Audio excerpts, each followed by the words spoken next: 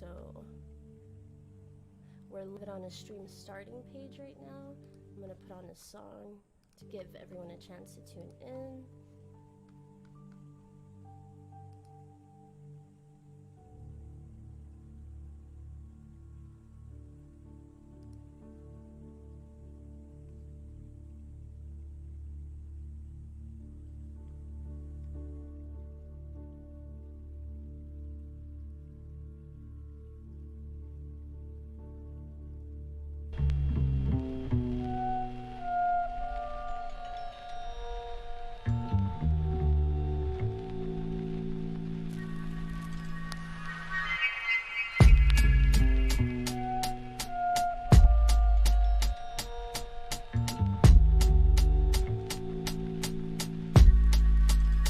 It starts out with a question. How much of it is real? The skepticism sets in and lessens your appeal. Next, you study conspiracy, develop some theories, and become extra wary of all your previous learned material. Your tolerance for stupidity degrades. Most of your friends seem to be trapped in the maze. You narrow your associates down to the few you can stand, and even they some limits. You tamper with reality maps and then ask hallucinogenic induced. Who am I? What am I? Am I forever? All information breathes in the shallow, dark halls of never. You can see where it's leading. You wish you were dreaming. If the castle crumbles, no one's there to put it back together. Have you ever felt yourself slipping away?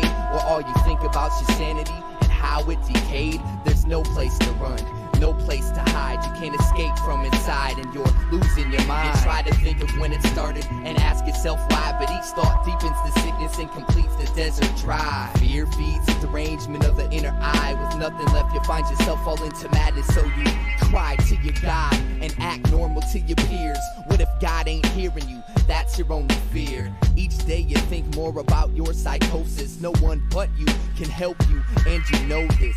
That's the craziest part of it all. In your rational mind, you only know two things for sure. One is that you're totally nuts, and the other is that you're the only one with the cure. It doesn't make sense, it's not how you imagined. You never knew it could just happen. You thought it came from stress, suicide, a near-death experience, war, drug trips, low pay, carelessness. You heard plenty of stories about schizophrenia, but never had evidence of one who thought himself mad. You're going crazy and desperately reaching for reason, but the strain to stay sane's your only demon. Best believe have you ever felt yourself slipping away? Or all you think about your sanity and how it decayed? There's no place to run, no place to hide. You can't escape from inside and you're losing your mind. You try to think of when it started and ask yourself why, but each thought deepens the sickness and completes the desert dry. Fear feeds the derangement of the inner eye. With nothing left, you find yourself fall into madness. So you finally realize that you've always lived in hell. No human model or metaphor can explain how you fell. The puzzle's alive and it changes as you try to escape it. It created time and made it appear to pass by. You don't know what you think, you don't think what you know. You're a total lunatic and afraid it's starting to show. Oh, where do you go when your brain is your worst enemy? 666 foot tall bridge on 7th Street. You're scared, why are you so scared? There'd be no problem if you didn't care. Now you've truly formed an opinion about heaven. It starts out with the question, and this is what it ends in. Now I know you felt yourself slip away. Now all you think about is your sanity and how it decayed. There's no place to run, no place to hide. You can't escape the fact that you've lost your mind. You can't erase your mistakes, there's no way to rewind. The harder you look, the harder it is to find. Fear feeds the derangement of the inner eye. With nothing left, you find yourself fall into madness. So you dive, so you dive, so you dive, so you dive, so you dive, so you dive, so you dive, so you dive, so you dive, so you dive, so you dive, so you dive, so you dive, so you dive, so you dive, so you dive. And with each foot you fall, the voice in your head starts to sound more and more like yours.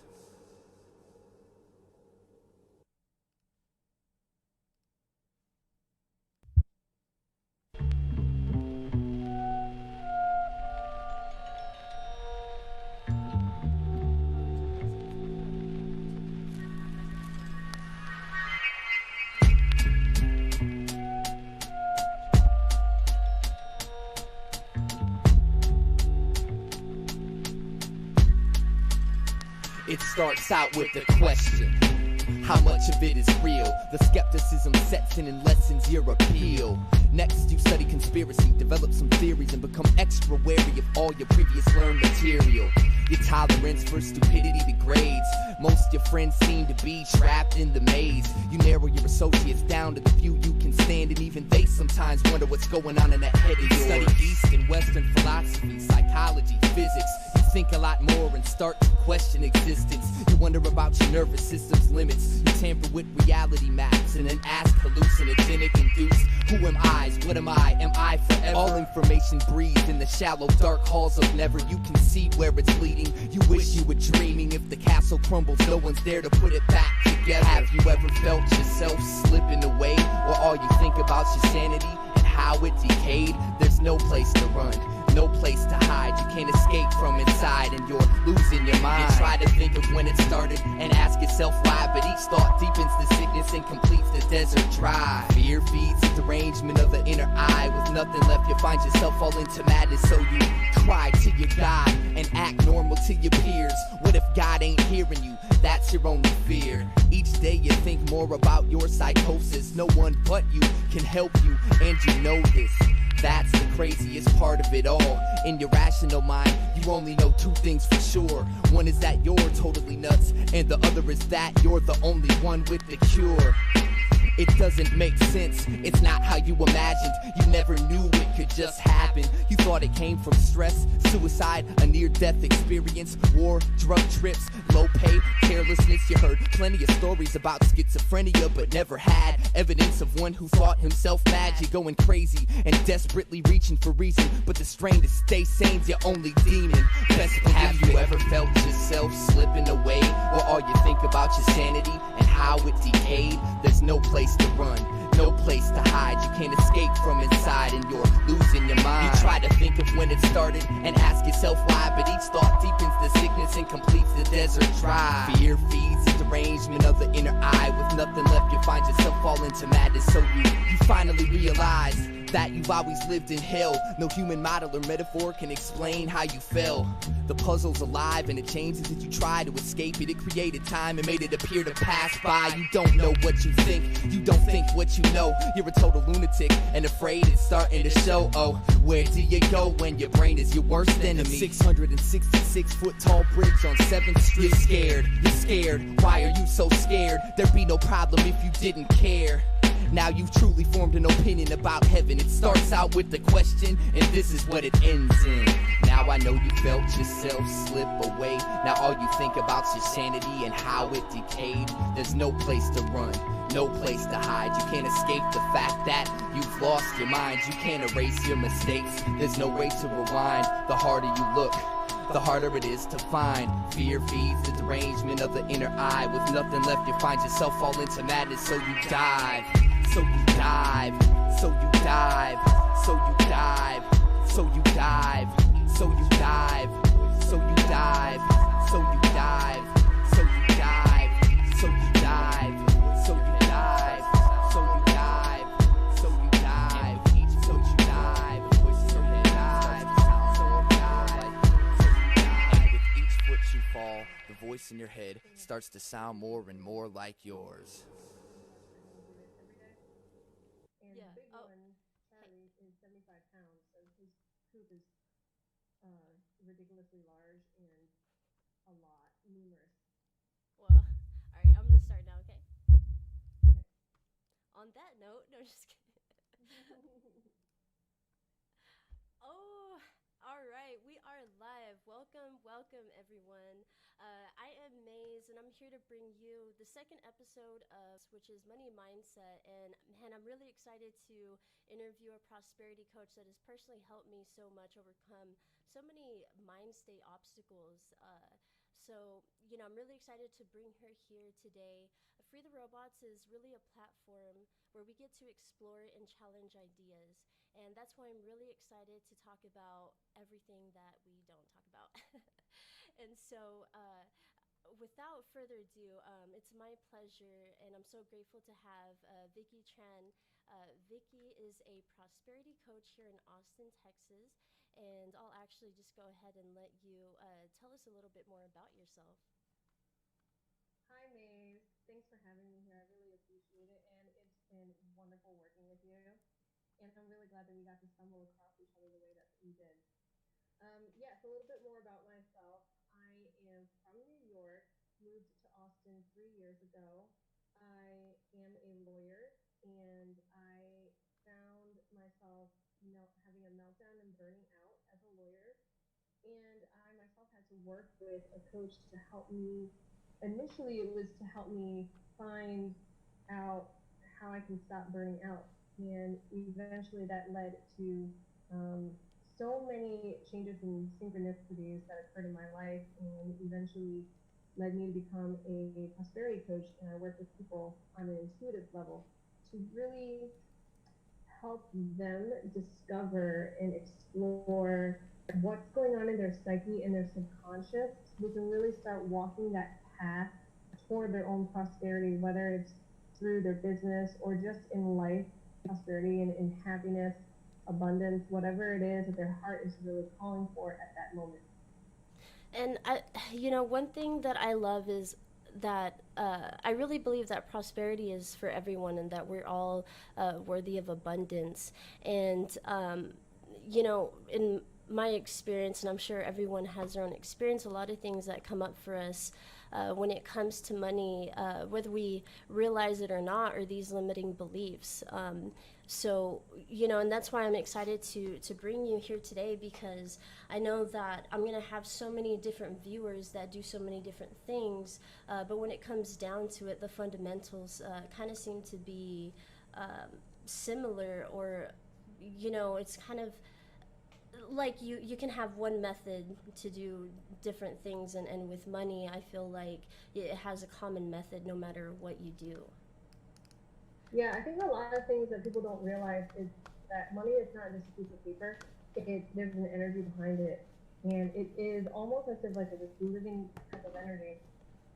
And I believe Wow. truly that everyone is capable of finding their own prosperity, whatever it feels like to them in that moment. Because there are plenty of people who don't need the money, but they're prosperous in other ways, and that is really what fills them.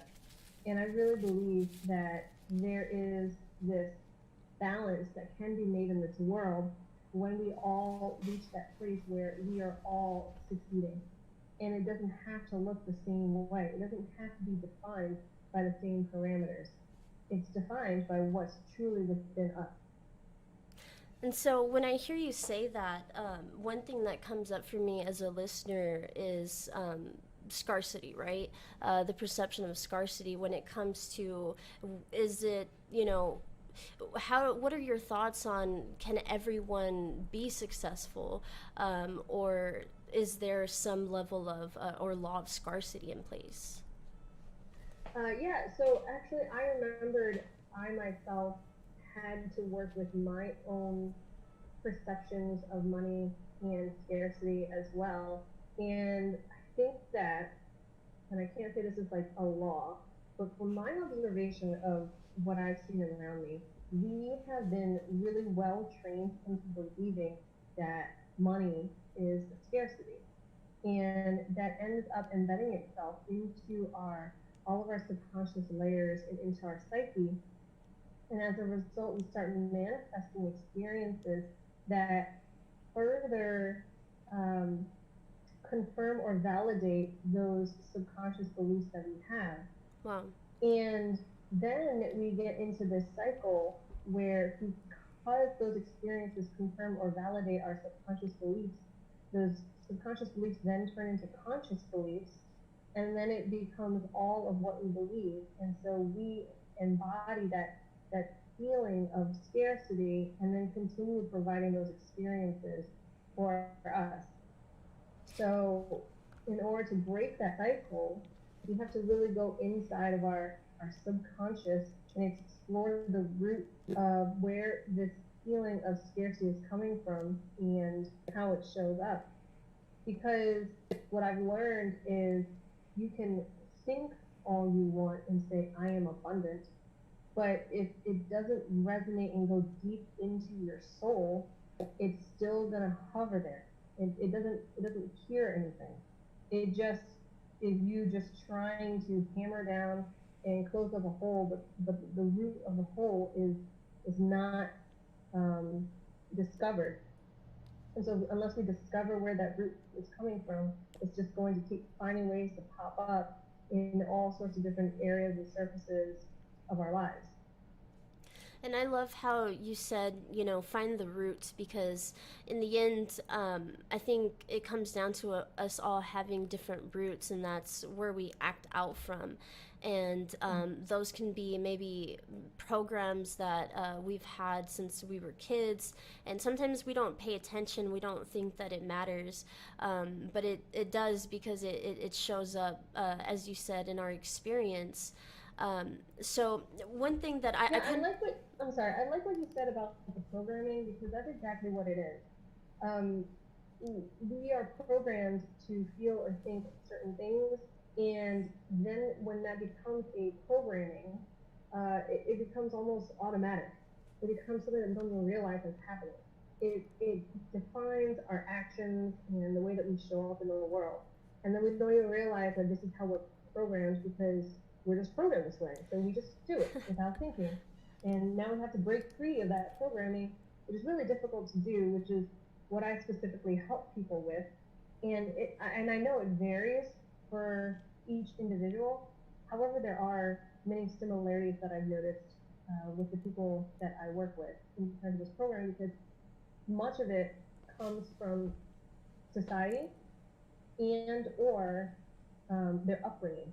hmm, And so we have to work through exploring what our parents have taught us that we've observed yeah, about money, and kind of took it into ourselves in some sort of fashion without realizing it, or maybe with realizing it.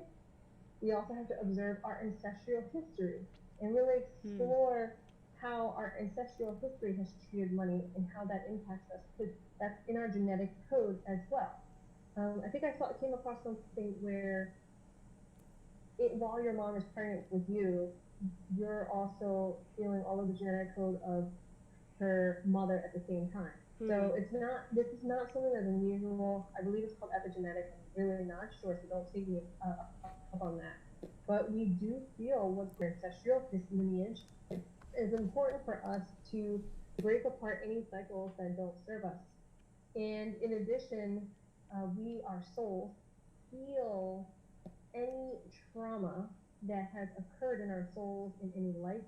So if there's any lifetime where we've had a traumatic experience with money or finances or success or anything that is related to money or leads to money, that's something that we also need to work through as well. And then on top of that, we also have to explore where we are recognizing money in society. Now, I tend to have a lot of people who are light workers and healers who gravitate toward me. People who have that place where they're trying to be heart centered in what they do. yeah, And what I've noticed is a commonality among them is a really unhealthy relationship with money, where there's this deep, um, what is that word? They don't feel comfortable. Yeah, discomfort. There we go. The deep discomfort with accepting money for their services, because there's this feeling of, well, I'm trying to help the world. I'm trying to provide a service for people. I'm trying to do good things in this world. And it's really uncomfortable to accept money for it. hmm, And part of that could be from what society says, which is money is the root of all evil, right, which then we think, well, I don't want to be greedy. I don't want to be that type of person who's just all about, the greed and those corporations and trying to take money from other people. Have to really accept money. hmm, And I happen to be one of those people, so I completely understand their view, and had to really explore myself to be able to break that apart and um, understand that that's really not the case. It's not money that's the root of all evil. Money is just an energy. It is just something that we exchange in order to show we appreciate something. So if I appreciate that purse, I'll exchange a certain monetary value for that purse, and in return, I get a purse that I'm appreciating. right, And so what happens is we think that we separate that within ourselves because we just think receiving money from my own services is possibly greedy. However, if you can learn to switch that dynamic and be able to just appreciate money when it comes to you, because money is also opening doors to allow you for other things for you to enjoy. So you appreciate that massage, you're going to hand money over to that massage therapist to show that you appreciate it. Now, if that massage therapist has an unhealthy relationship with money, he or she might have a lot of trouble receiving the money. You're going to feel it. And then there's going to be this unhealthy dynamic where you feel like, I don't know why, but I feel really weird spending money on this massage therapist. And then you don't come back. And the massage therapist can be like, I don't know why, but I'm not getting clients. Well, it's because you don't feel comfortable receiving the money, and which means you're not valuing what you do. And so it's not a matter of being greedy for money. It's more of a matter of just knowing that you are providing something of value. And so this person is appreciating your value. And so their way of showing that appreciation is to give you a monetary value for that, which then you are going to use in however way you see fit. I would say the greedy part is how you use that money, right? If you hoard it, if you use it for only, let's say, quote unquote, selfish reasons, if you use it to hurt other people, that could be what people would determine as evil. But if you use it in order to allow yourself to live a lifestyle where you can be comfortable, happy, and free, and then continue providing the service for other people, possibly also spending that money to show your appreciation of your loved ones or charitable donations, whatever the case is, that's not a quote unquote evil, relationship. It's very healthy and loving relationship. So it's really all a matter of how your relationship with the money is and not the money itself. And I think that you went over quite a bit of things here, and I kind of want to go back to a few bits because, and I'm considering. I'm considering. See, you mentioned a lot of things, about society, your own upbringing, ancestry, and then when it comes down to feeling worthy, and really passing those or maybe working through those beliefs that money is the root of all evil. And so I want to kind of give an example of all those things that you mentioned, and we can start with society. And I'm glad that you kind of mentioned those in that order, because that's kind of what I started thinking about, and it went in that order too, because you start as a baby when you start your conditioning into this world. And as you were saying that, I was like, well, I was grateful for my upbringing because I had entrepreneur parents who I think that if I didn't have entrepreneur parents, I'd have the employee mind state. And I was able to observe that going to school and seeing it. I don't know, I felt like it was just not for me. I just felt like I was kind of just on the, I don't want to say outside, but it was just a different path for me. And so I think about how you think you have a choice, but do you really have a choice if they say you have a choice between A or B? And when you kind of grow up and you go to school, it kind of has that what's your career going to be, what's your, and they tell you the options, they tell you the American dream to have, but a lot of times if you really try to be an entrepreneur, it's discouraged that that's just very, very, very unlikely to happen, and it's just a safer bet, that it's just this illusion of security, I think, that surrounds that kind of mind state. And again, that may go into the upbringing, and what I think a perfect example is a first generation that graduates college, or first generation that really breaks that can be an example of breaking a generational curse, or really expanding the horizons for the generations. And you don't know, how far back in your ancestry that goes. And I think it's a beautiful thing. And so I just wanted to point all those things out with what you said, so that the viewer can relate to it in their own sense. And so let's. I want to ask you. Oh, about your own relationship with money, because I'm sure that it's definitely at a different place now than maybe it was back then, when maybe you were unconscious and weren't aware of these certain things. Tell us a little bit more about your relationship with money then and now. Okay, I'll try to summarize that because it is definitely a multi-layered experience for me. Um, when I first started out, it's very easy for you to accept a salary, because you're told like that's what you do. You go to work, you accept a salary, try to get a raise. That's kind of how it works. And it's easy to accept a salary for something. It's harder to start your own business and go to those clients and say, this is how much I charge. Can you pay me? Right. And when I switched out of law and started pursuing this path toward coaching people on an intuitive level, and I don't really like using the word coach because it's more like I guide them, and I just channel and tune in and I just guide. What ended up happening was I initially just was giving away my services for free. And even me trying to, so I guess, quote unquote, solicit people to take my services for free was difficult for me. And I didn't realize it was because of my inability to see the value I was providing. But I thought it was because I was new to this and just needed to feel experienced.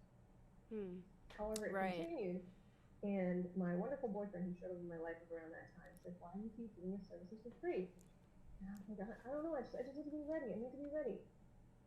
And around that time, I stumbled across this woman who I was led to take one of her coaching programs. And in her coaching program, she helped us with money mindset. And she said something that was so profound for us, for me especially, and had us do an activity which I have then, I guess, I did the activity, but I ended up intuitively doing much more than what she had suggested. The premise of what she said was she realized somebody had said to her, if money was your significant other, what would that relationship look like? Wow. And that blew her mind, and it blew my mind, because that just blew mine. Yeah, and she said that, and her name's Jolie Dawn. So there are many people in Austin who know who she is. I really want to give her credit for this. Definitely. She has since moved to California, and now she's I believe, going to be traveling around the world. So she's a really badass, like, awesome prosperity queen. She had said this blew her mind, and just made her think all sorts of things, which she shared with us, which really, really resonated with me. Now, if your significant other was being treated the way that you were treating money, would your significant other want to stay around?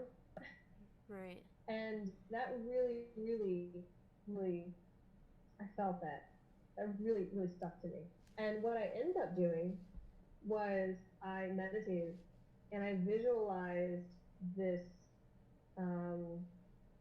being that didn't have a face. It kind of just had a body, and this is money.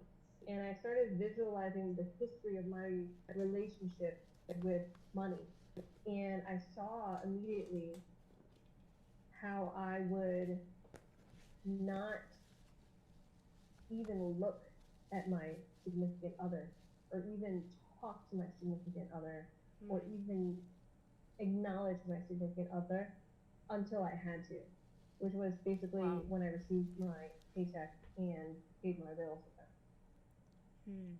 Now, if I had a significant other where I did that, that significant other would be very, very unhappy with me, and we would no longer be in a relationship.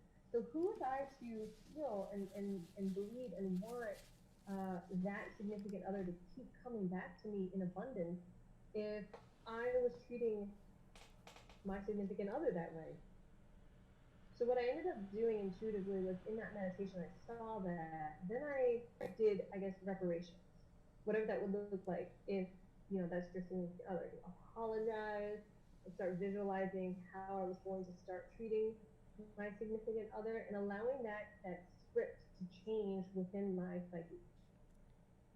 So that was the first thing that I ended up doing, which really helped me to start being able to feel comfortable accepting money for my gifts, services. Yeah. I then continued exploring this avenue because I knew it was not done yet.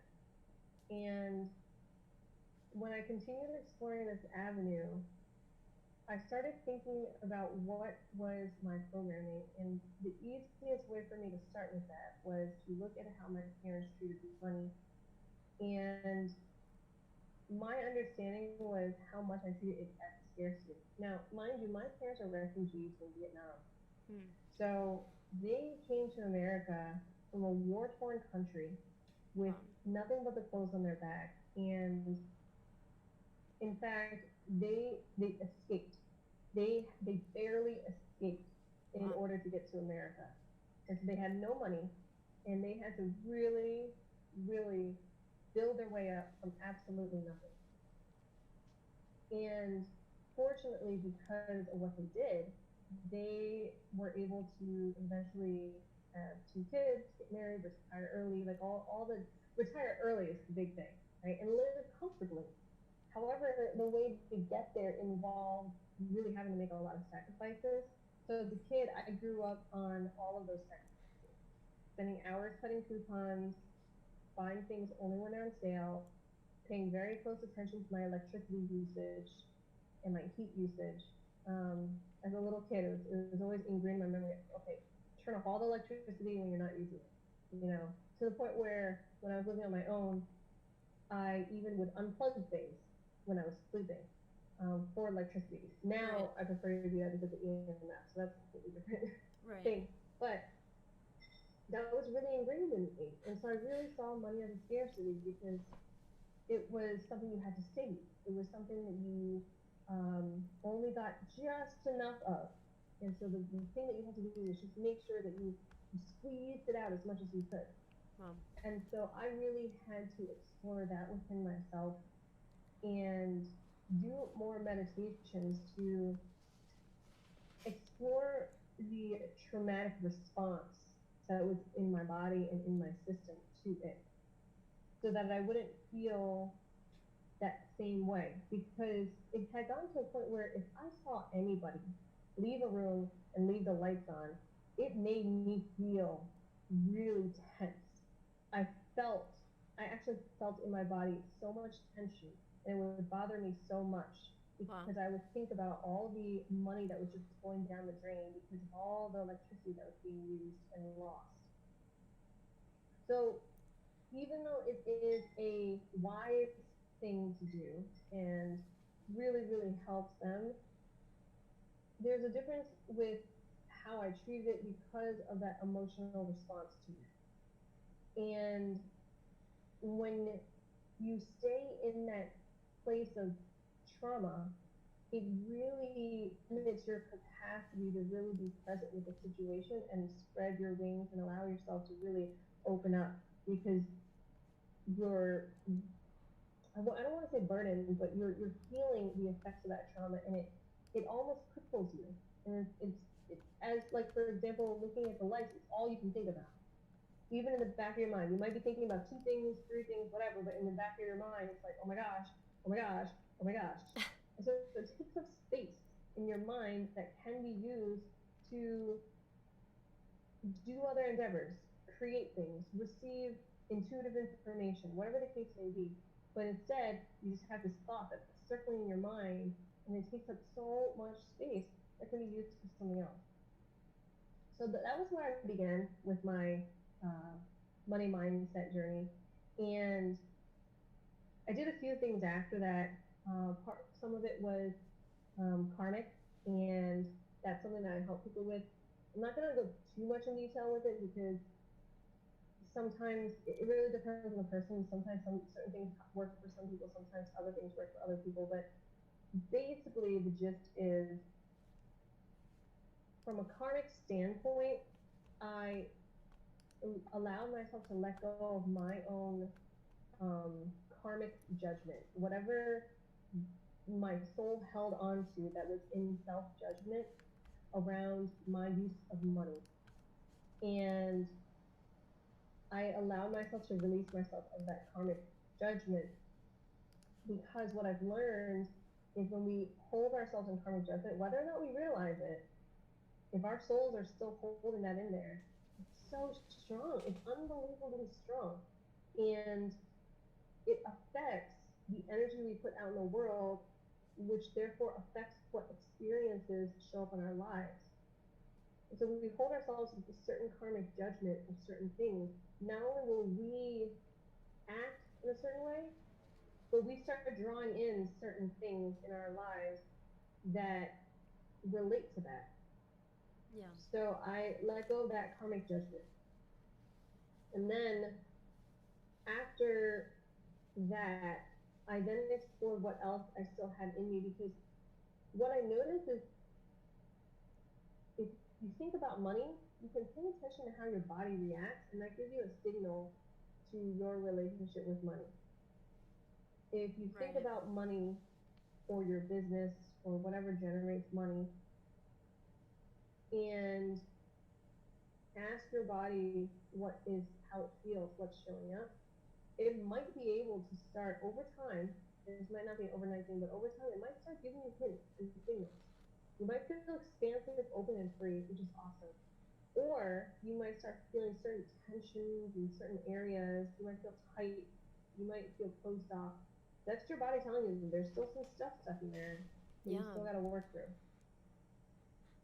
And so for me, whenever I would notice myself over the course of however many months, just thinking about money randomly, I would think like, oh, no, I gotta pay my bills, or oh, I gotta spend money on this, whatever the case is. The thought will come, right? The thought will come, and then just pay attention to how that thought shows up.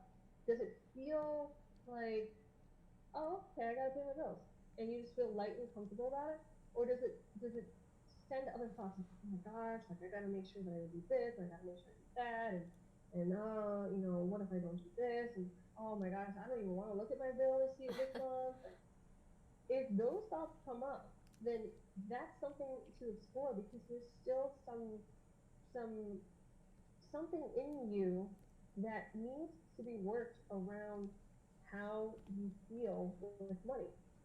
And so for me, over time, what I did was I would pay attention to that. And the best time for me was every month whenever it was time to pay the bill. And then I would think, okay, I would observe myself.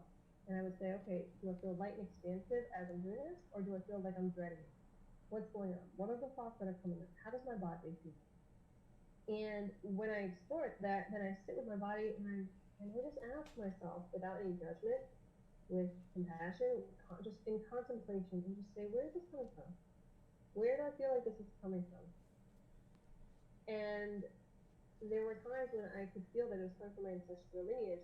So I would say, okay, where can I feel that within me? And I would do some work to let go of that. Now, this ancestral lineage stuff, it also varies. for some people, so I can't really go into details about that. Um, at least right now I can't, because what I've noticed is whenever I work with people, sometimes I get led to help them with their ancestral lineage in one aspect. Sometimes I get led to help someone completely different with working through their ancestral lineage.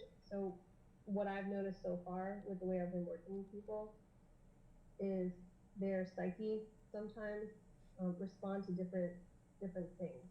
Not everybody works the same way, and so I just work with them intuitively with them, what works for them. With me, I tend to respond very well to visualization and meditation. And so what I did was I would meditate and I would allow my psyche, my higher self, whatever you want to call it, my spirit, to show the visions of what was showing up and what I needed to do. And with the intention to break any unhealthy cycles that were holding me down, or the intention to let go of any burdens that I've been walking around with, and in its place, to replace that with just golden light, healing love, energy, abundant energy, that expansiveness. Now, the final thing I will say is what I've noticed within myself is I would clear out the personal stuff, and sometimes when I would feel something, I would ask if it was the collective energy that I was feeling.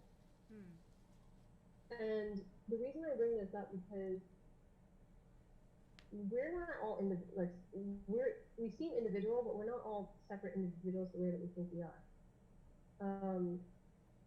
What happens to the collective happens to the one. We are all one. We're all, and we're all connected in that way. And the best analogy I can give for that is if you want to zoom in with a microscope into the human body, there's the cells, the atoms, the whatever, nucleus, the atoms, whatever that comprise of that. And they're all separate. And you zoom out a little bit and they turn into different cells. Each cell is different, but then you zoom out a little bit further and then the cells start forming organs or blood vessels or skin tissue, whatever it is. And those are all separate too. So, the heart organ is a separate organ from the kidneys. Right. But then you zoom out even further, and then all of those elements form a human body. And who are we to say that that's where the zooming stops? Right. Yeah. So if you can zoom out even further, then each of the humans are and it gets more intelligent each time, right? So a cell is less quote unquote intelligent than a heart organ, right? So as you zoom out, there's more intelligence and more complexities that are involved. And so who are we to say that that's where the zooming stops? So you just continue zooming out, and the humans become more complex, intellectual, complicated cells of a larger organism, right? And we connect with, that's why we connect with nature. That's why we need the water. That's why the earth works so well with us in harmony. And so you just keep zooming out. And so if an entity or something, right, there's just this being that's just huge and ginormous and extremely complex, looks at whatever organism that we're part of, they're just going to see us as just like a cell, like how we see cells, So we can feel whatever is going on in the collective, and it affects us. Whether or not we are consciously aware of it, we can feel it. Just like the cells of the heart, each of the cells of the heart are aware of what's going on in the heart, as well as the rest of the body as a whole, to a different degree. Right? So I ask that sometimes, and I feel something. Am I feeling something from the collective? And if so, I allow myself to just be that, almost like that doorway where I allow that whatever I'm feeling from the collective to just be transmuted through me, and I don't need to hold on to this. and this is just my part in the whole, where I can just allow that energy to go through and not affect me and just allow it to be transformed and healed. Um, so those are the many different things that I do when I ask myself. But I want to be clear though, it's important to be open-ended um, in this inquiry. You know, it's a lot. It is easy to be like, well, is it this? Is it this? Is it this? Is it this? And then yes, no, yes, no, yes, no. Right. However, at the same time, you also do want to be open-ended and learn to really, really listen, right? Because the reason why it's easier to ask the yes or no questions is because now we're just talking and we're just like waiting for a yes or no, and that's all we're getting in for. If we explore how to ask open-endedly, then over time it starts allowing our bodies and our spirit to communicate with us more. And so we can say, what is it that I'm feeling?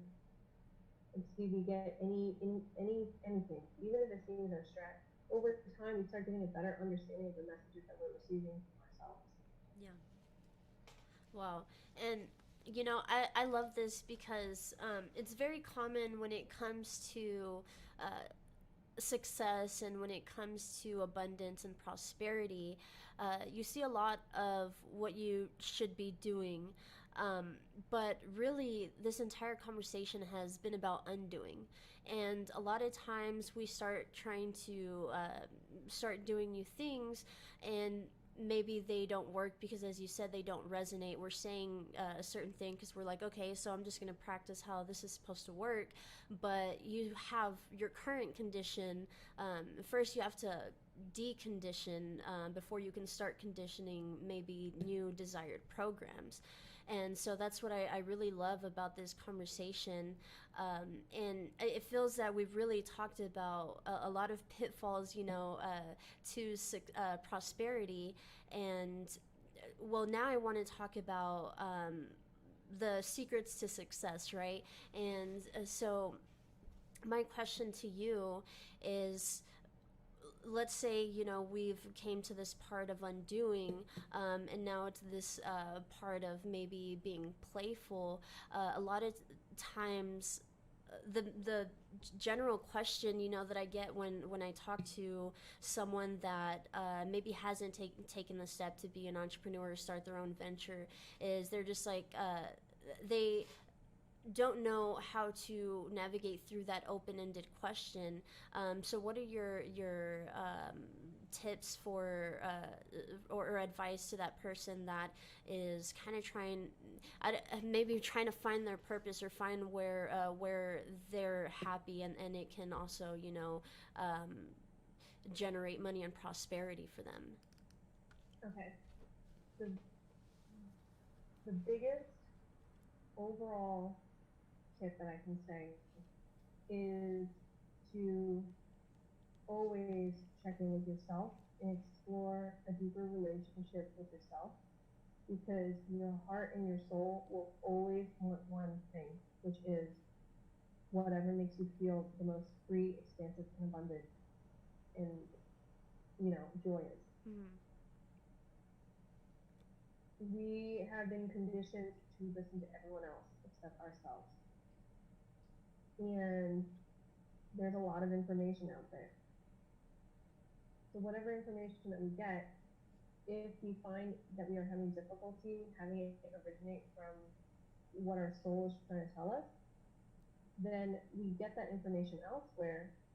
But check in. Always check in. Does that feel, is my body resonating with this? Does this make me feel like I'm vibrating with it? Am I vibing with it? Yeah. And that's hard to do. And it is an exercise. It's going to take time.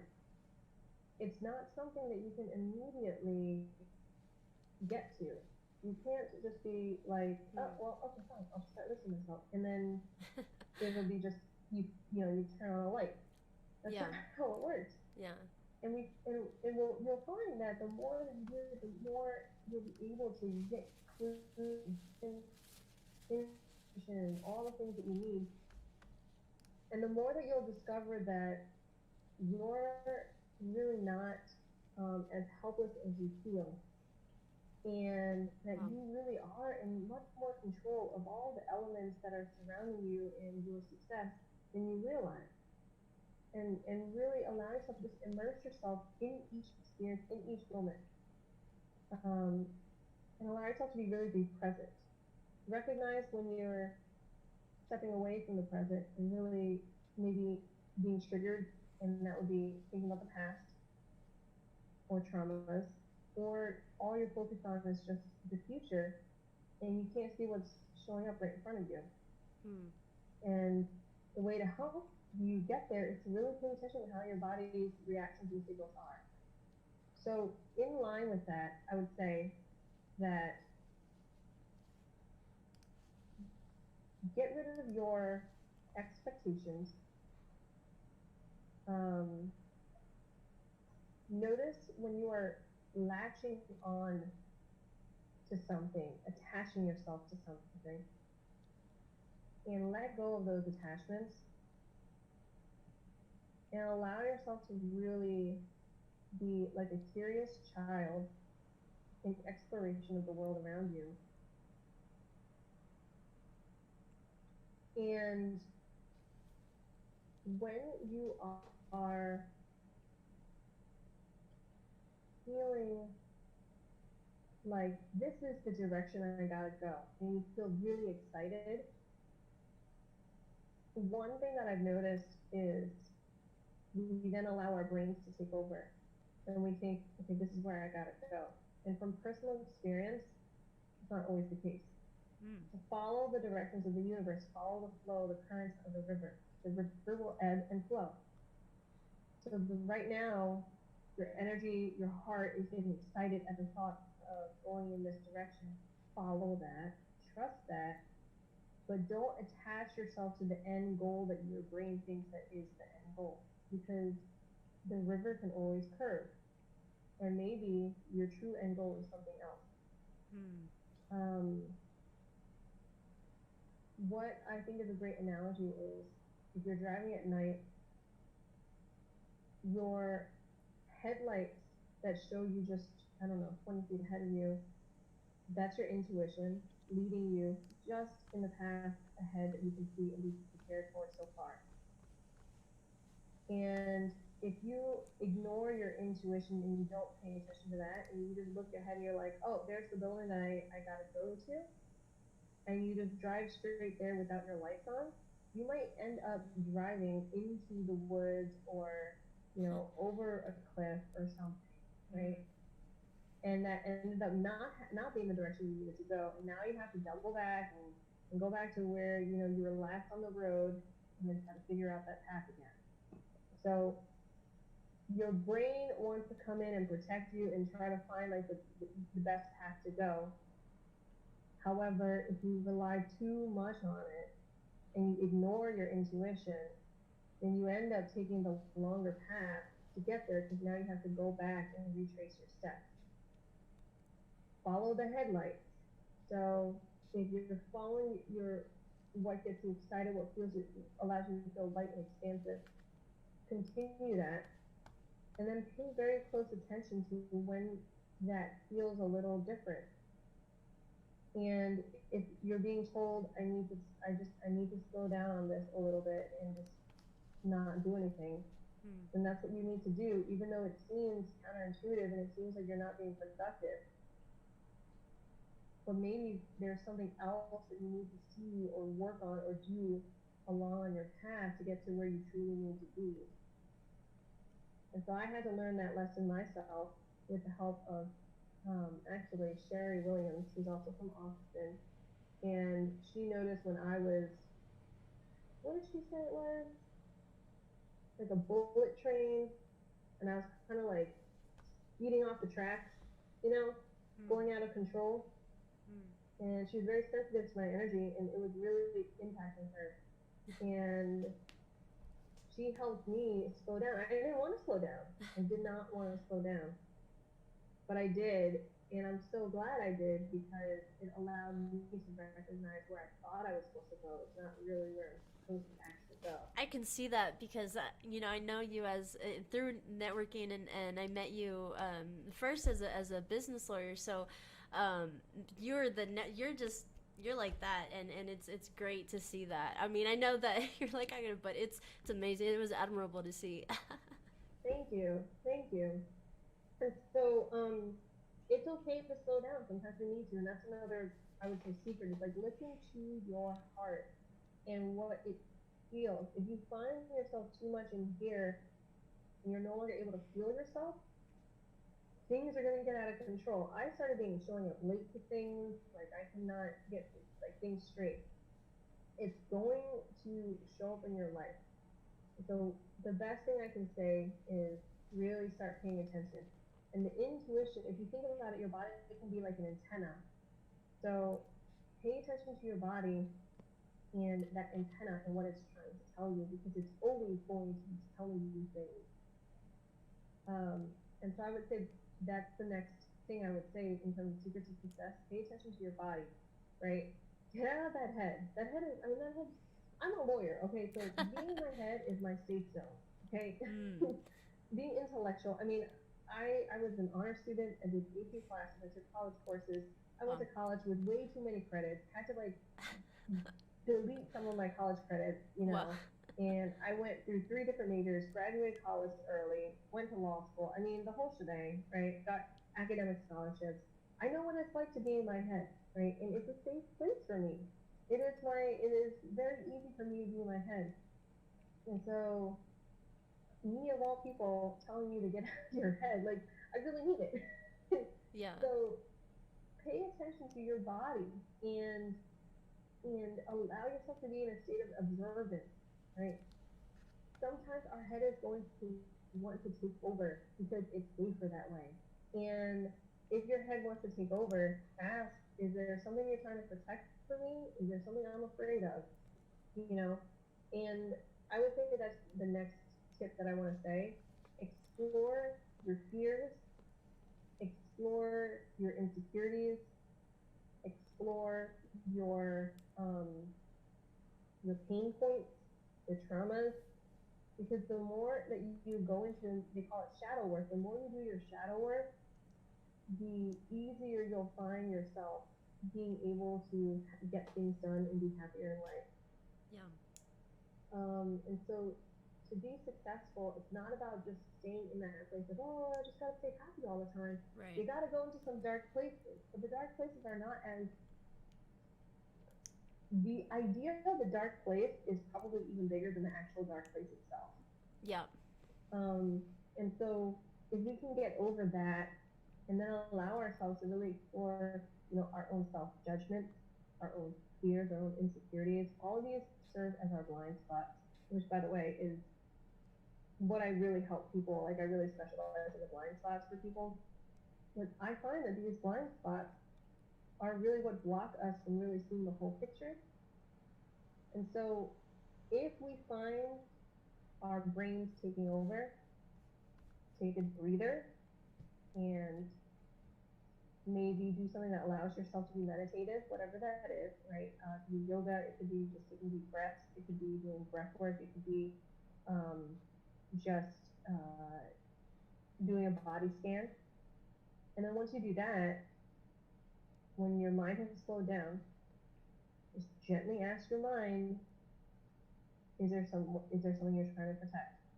Is there something I'm afraid of? And often when we simply even discover the fear, sometimes we can just let it go just because we see that, oh, I'm afraid of that. Well, thank you. I guess I don't have to hold on to that fear anymore. Right. I'm not going to allow myself to be a slave to the fear. Sometimes all you have to do is just ask yourself, is this fear who I truly am? Is this how I want to stay? Sometimes that can be an easy question. And you can say, okay, well then, can I let it go now? And just be curious, no judgment. And then that's going to help us from getting out of our heads, possibly out of our egos, allowing us to see what insecurities are showing, all sorts of things. And so I would say that the next biggest secret I would say is to get out of your head. Um, Not that the head's a bad thing, So, okay? can I say something there, because that definitely resonates, and it makes perfect sense to me. Um, but I want to think about the viewer that maybe, um, and I'm thinking directly about a quote, because when you kind of get out of your head, you're like, oh, but a lot of times maybe someone that has only ever been in their head doesn't even know what it's like to be out of their head, so they're like, well, that's the only way. I don't understand what you're saying, so one quote that I don't know if you remember it. I remember it was at a workshop that I went to with Lewis, and you were there as well, and it was about the mind being the processor. And it was, I don't know if you remember it, but can you share that with us? Yeah. So the mind is like, if you think about it, it's like the computer processor.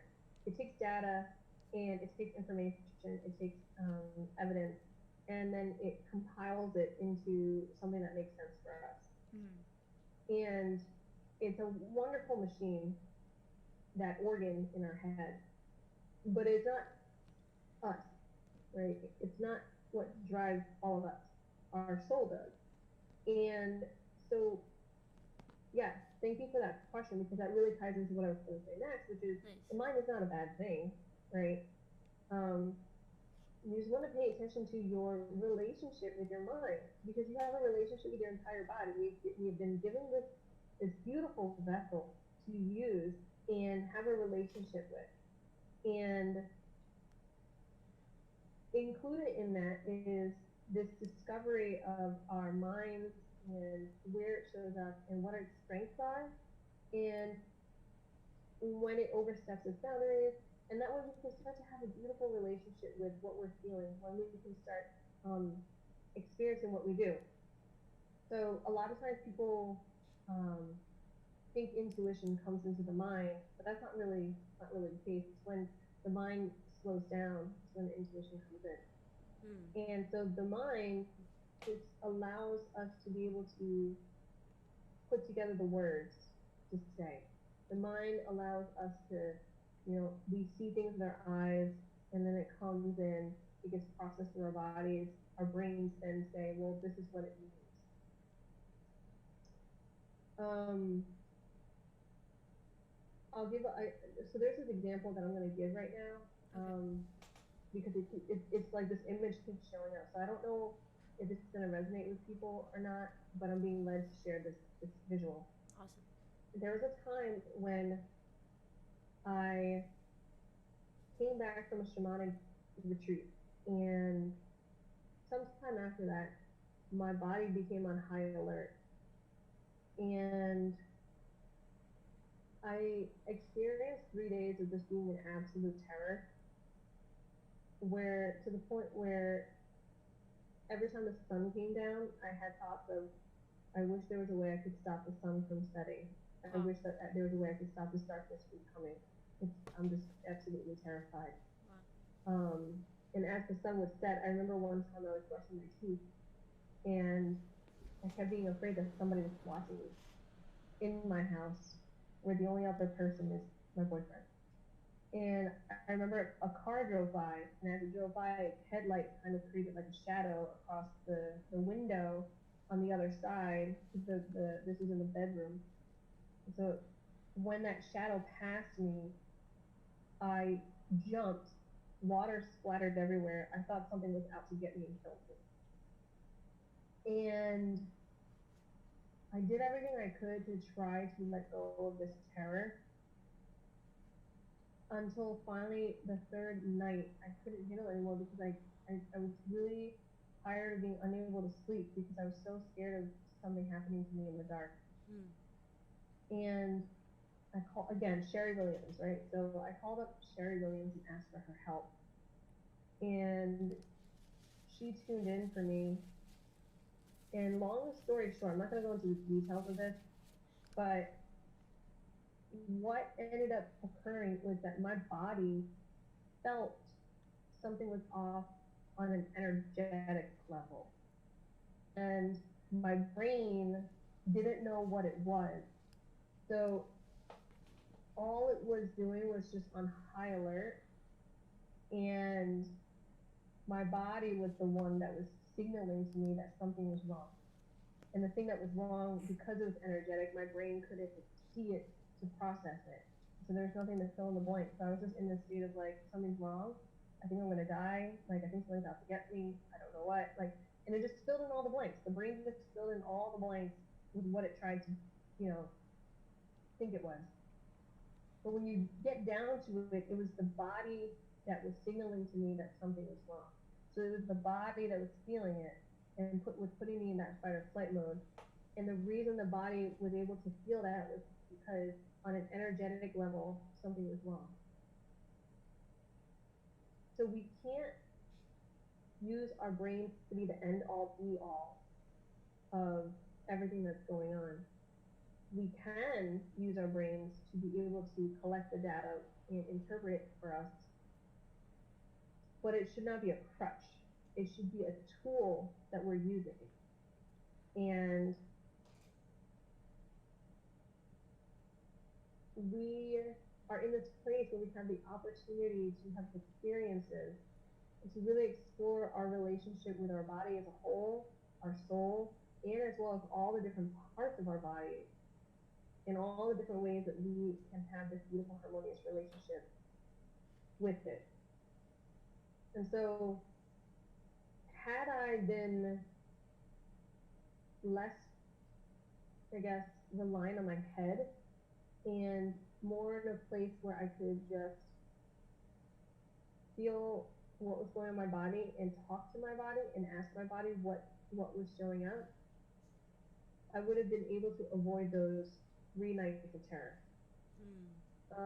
However, it was a very important lesson, so I'm super grateful for it, because now I can feel even the nuanced things whenever something feels even slightly off, and I can immediately just sit with myself and say, okay, is there something I should do? What is it that I'm experiencing, etc. So that is an example that I wanted to share, to sort of kind of make it more real for people. But again, as I say, our brains are very special, and it's really important for us to just understand and explore the relationship.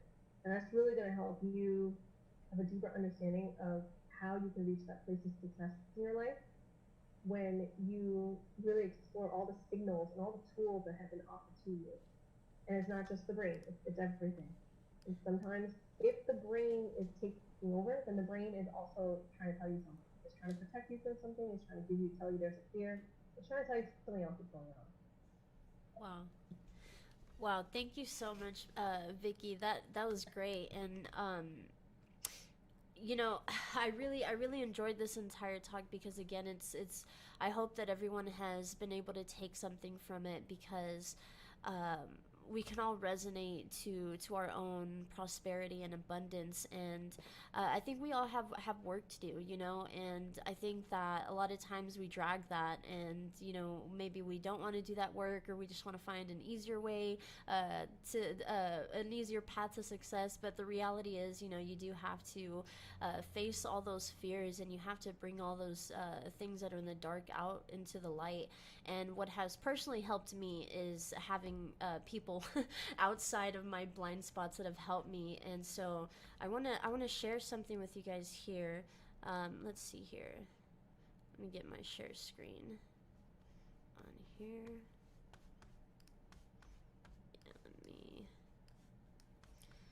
Because if you guys want to take advantage like I did, I want to give you guys the same tools that I have, and hence why I'm doing this podcast. And so, do you see the screen? Yep. Awesome. Okay, so if you guys want to reach out to Vicky, this is her Instagram. Her Facebook is also under the same username, The Prosperity Phoenix. So just look her up and give her a follow. I'm not following from my Artemis. And definitely reach out to her, have a talk with her, because honestly, what has helped me so much is reaching out for help. I think we're kind of past that era of just doing everything yourself, and we're really here to connect with each other, and that's what I really love about the with everything that has been going on, everything that has been breaking apart. There's been a lot of coming together as well, and so I encourage you to co-create and to connect and to reach out to Vicky. If not, definitely follow her. Don't you have I'm subscribed to your emails. Is there are they able to So subscribe to that as well? I do have a mailing list. And if you actually go to my Facebook account and just ask for signing up to the mailing list, I can give you a link to that. My Facebook account is facebook.com/the Prosperity Phoenix. And that's the Facebook page. And when you access that, you can either, send a message, because you can send a message through there. I will respond to it and sign you up to my mailing list, and that will give you updates. There are two things that actually I wanted to say before we finish off. The last secret that I have for success is really paying attention to your experiences in life, because that is it's trying to tell you something. If you are having a fight with somebody, if you're being triggered, if you're finding yourself judging people, if you find yourself in an experience where you're getting into an argument with somebody, if you find yourself really struggling with certain things, all of that is an experience that you have manifested for yourself in order to show you what needs to be worked through, what shadows for you to work through, so you can let go of that, and that way you can move on into the next phase of your life. And so, especially encounters with other people, those are huge experiences that are amazing to help us really explore what we need to explore. And the second thing I want to say, actually, is there more of those? No, okay. So the second thing that I wanted to say is I actually am being led to do some Facebook Lives. I don't know when that's going to start, because as soon as I get, the ping to do it, then I will. But I will be doing some free Facebook Lives where I will be, tuning in and channeling and helping people on a more interactive level. So you connect to me on my Facebook page or on my mailing list, I will update everyone on when that's showing up. And I'm only going to be announcing it 24 hours prior, so it's going to be one of those flash Facebook Live events, and it's just going to happen on an intuitive level, flowing whenever I'm supposed to get it or supposed to do it, whatever topics that are supposed to come up. I'm going to be going through all sorts of different topics as they come up. Wow, that's awesome. I'm so excited for that. Oh man. All right, so let me go back to this Facebook page, and if you guys can see here, this is her Facebook. So you just gotta click that button and send her a message, and yeah, it's amazing. She's amazing, and I hope that you guys all connect. I hope you guys all found something valuable, because in the end of the day, your experience is your own teacher, right? And I want to say, like, you're your own shaman, but I don't know how that may come off. But in reality, you have the power, and my message is that it's okay to ask for help and to have a team. And so thank you guys so much for tuning in. If you like Free the Robots podcast, definitely tune in. Again, we're going to be talking about all kinds of different things, exploring all kinds of ideas and challenging different subjects, and challenge the way that you think towards things such as money, health, and